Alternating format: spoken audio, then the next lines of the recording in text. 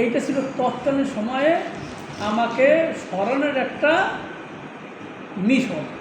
Papiya mission বুঝছেন, ছিল mission Papiya আমাকে সরানো মিশন নিয়ে কাজ করছে।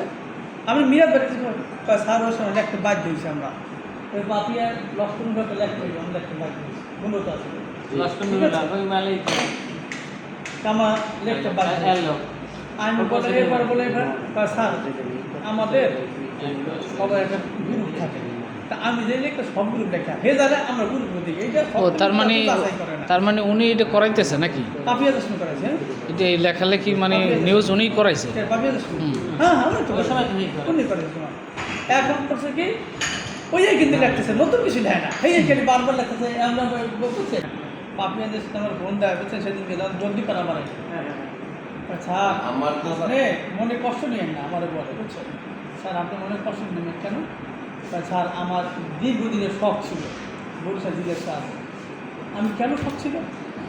বললাম স্যার আমি আপনি তো চাকরি 10 বছর আছে, তখন 12 বছর, তো চাকরি 12 বছর আছে, আমার চাকরি আছে মাত্র 9 মাস, কিন্তু সব আমার সরকারি টাকা না কিন্তু।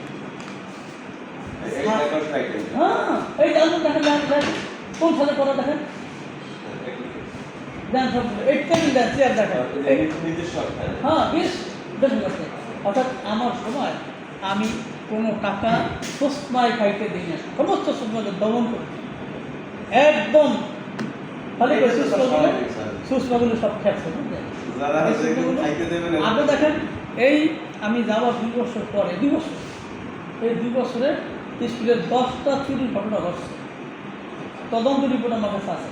আমার এই কর্মচারীরা চুরি করছে, লোহার গেট চুরি করে বিক্রি করছে, স্কুলে 50টা ফ্যান চুরি করে বিক্রি করছে, ওই আমাদের ওই যে স্টিলের পায়া বেঞ্চের পায়া সে বিক্রি করছে, ঠিক আছে।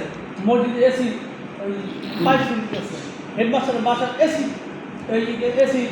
চুরি করছে, সিসি ক্যামেরা চুরি করছে, এখানে স্ট্যান্ড হয়েছিল সে চুরি করে বিক্রি করছে। 2 বছরের মধ্যে আমার সময়ে একটা পাতা পর্যন্ত সাহস হয়।